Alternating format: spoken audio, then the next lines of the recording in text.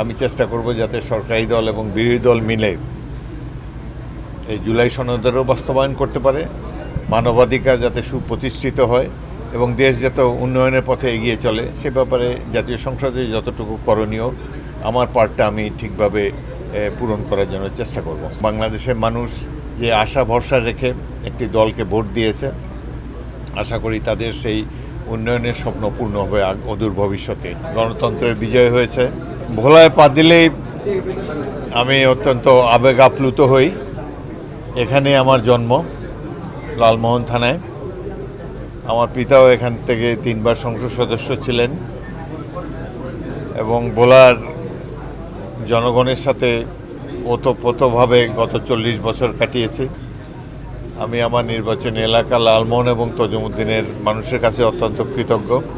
তারা 7 বার আমাকে জাতীয় সংসদের সদস্য করে পাঠিয়েছে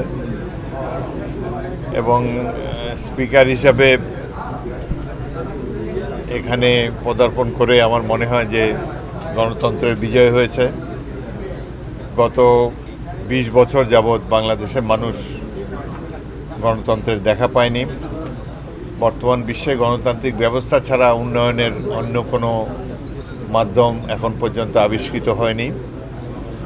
আমরা অত্যন্ত ভাগ্যবান যে আমাদের দেশের জনগণ তারা গণতন্ত্র মনা, রাজনীতি সচেতন, তারা কোনো স্বৈরশাসনকে মেনে নেয় না।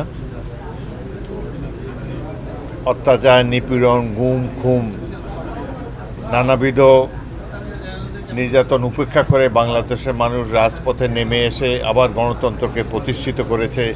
এটি আমাদের জন্য অত্যন্ত গৌরবের একটি বিষয়।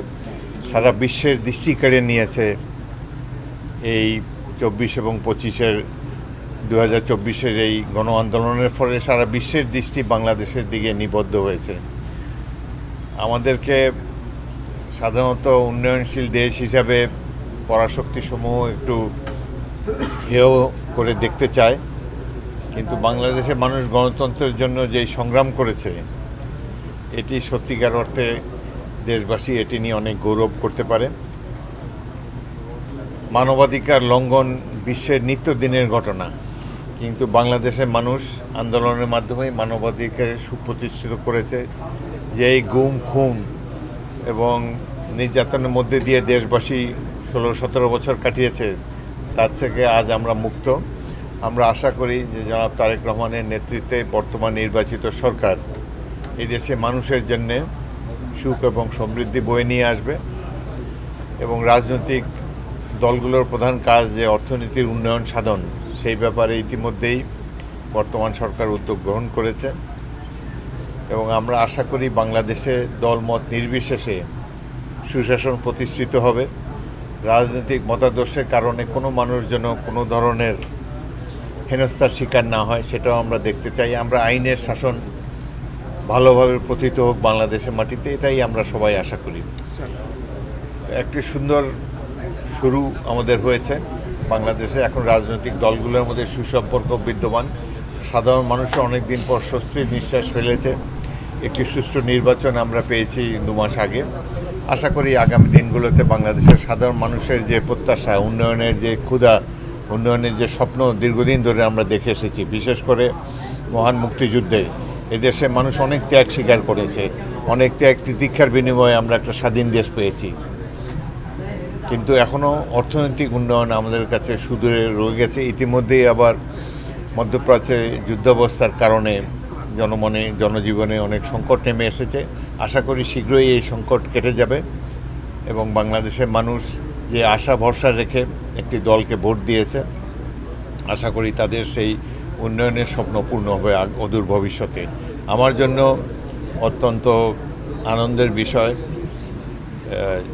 যে সম্মান আমাকে সরকার এবং নির্বাচিত প্রতিনিধিরা দিয়েছে। আমি সবসময় সচেষ্ট থাকব বাংলাদেশের সংসদ যেন জনগণের আশা আকাঙ্ক্ষার এবং সকল রাষ্ট্রীয় কর্মকাণ্ডের কেন্দ্রবিন্দু হয়ে গড়ে উঠতে পারে, সেটাই আমরা আশা করি। জাতীয় সংসদের কাছে এটাই মানুষের প্রত্যাশা। আমি চেষ্টা করব যাতে সরকারি দল এবং বিরোধী দল মিলে এই জুলাই সনদেরও বাস্তবায়ন করতে পারে, মানবাধিকার যাতে সুপ্রতিষ্ঠিত হয় এবং দেশ যাতে উন্নয়নের পথে এগিয়ে চলে সে ব্যাপারে জাতীয় সংসদে যতটুকু করণীয় আমার পার্টটা আমি ঠিকভাবে পূরণ করার জন্য চেষ্টা করব। আমি তো স্পিকার হিসেবে নিরপেক্ষ। আমি সরকার এবং বিরোধী দল উভয়কে প্রোটেকশন দেওয়ার চেষ্টা করব। তবে এখন পর্যন্ত মনে হচ্ছে যে সংখ্যাগরিষ্ঠ দল বিএনপি তারা যে নির্বাচনী প্রতিশ্রুতি দিয়েছিল, তাদের ফ্যামিলি কার্ড, কৃষক কার্ড ইত্যাদি ধীরে ধীরে বাস্তবায়নের পথে এগিয়ে চলেছে। মাত্র 2 মাস এই সরকারের বয়স। তো আশা করি আগামী দিনগুলোতে সরকার নিশ্চয়ই তাদের উন্নয়নের যেসব প্রতিশ্রুতি দিয়েছে সেগুলো পালন করবে। আমি আমার পদ থেকে, আমার দলে যে পদ ছিল সেটা থেকে পদত্যাগ করেছি। সুতরাং দলীয় রাজনীতির খোঁজখবর এখন আর খুব একটা রাখি না। তবে স্পিকারকে যে বিচার বিভাগ যে জামিন দিয়েছে, আমি মনে করি একটি ভালো কাজ হয়েছে। তিনি একজন মহিলা এবং দেশের 3য় সর্বোচ্চ ব্যক্তি হিসাবে তাকে জামিন নিশ্চয়ই বিচার বিবেচনা করেই বিচার বিভাগ দিয়েছে। আমি রাজনীতি থেকে, যেহেতু দলীয় পদ থেকে পদত্যাগ করেছি, এখন আর দলীয় রাজনীতির সাথে অতটা মাথা ঘামাই না। তবে বাংলাদেশে আশা করি যে সকল দলের একটা শান্তিপূর্ণ সহ অবস্থান থাকুক, এটাই কামনা করি। একটু আগে আমি ভোলায় সুধী সমাজের সাথে একটি মিটিং করেছিলাম। এখানকার জেলা পরিষদের সম্মানিত প্রশাসক জনাব গোলাম নবী আলমগীর, তিনিও সেখানে উপস্থিত ছিলেন।